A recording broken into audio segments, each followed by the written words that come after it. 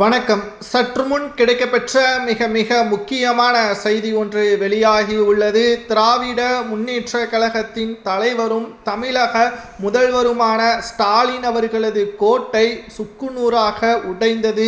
அதிர்ச்சியில் திமுகவின் தொண்டர்கள். ஏனென்றால் சட்டசபை தேர்தல் நடைபெறுவதற்கு இன்னும் 50 நாட்கள் மட்டும்தான் உள்ளது.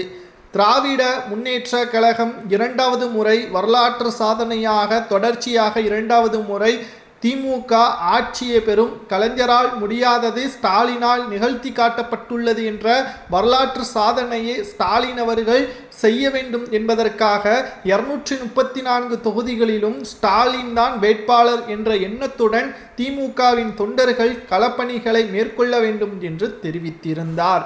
ஆனால் இங்கு மிகப்பெரிய அளவில் சிக்கல் ஸ்டாலினுக்கு வந்திருப்பவர் யார் தெரியுமா?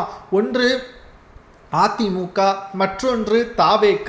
மேலும் 50 நாட்கள் இருக்கக்கூடிய நிலையில் திடீரென்று எடப்பாடி பழனிசாமி அவர்களுடன் விஜய் அவர்கள் கைகோர்க்க நேரிட்டால் திமுக எதிர்க்கட்சி அந்தஸ்தை இழக்கும், திமுகவின் கோட்டை சுக்குநூறாக உடையும் என்ற தகவலும் உளவுத்துறை மூலமாக கிடைக்கப்பெற்றுள்ளது.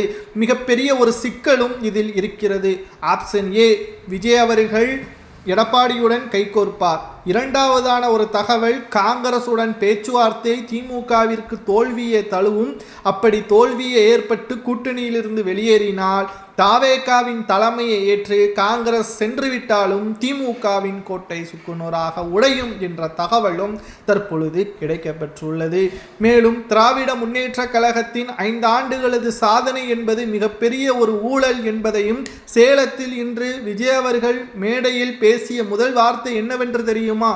இதுவரைக்கும் கோடைக்கால கொண்டாட்டம் என்று 2000 கொடுக்காத ஸ்டாலின் அவர்கள் இப்பொழுது கொடுக்கிறார் என்றால் எங்கள் மீது பயம் வந்துவிட்டது, இதுவே எங்களது முதல் வெற்றி என்று விஜய் அவர்கள் பேச ஆரம்பித்து விட்டார். திமுக ஆலமரம் என்று கூறிய ஸ்டாலின் அவர்கள், நேற்றுதான் நாங்கள் அரசியலுக்கு வந்தோம், சிறு உள்ளாகத்தான் இருக்கின்றோம், ஆனால் எங்களை பார்த்து பயப்படுகிறது திமுக என்றால் அந்த இடத்திலேயே நாங்கள் வெற்றியடைந்ததாக சந்தோஷப்படுகிறோம் என்பதையும் விஜய் அவர்கள் தெரிவித்துள்ளார். திமுகவின் கோட்டையை உடைத்தது அதிமுக, தவேக என்ற தகவல் சமூக வலைதளங்களில் கூறப்படுகிறது.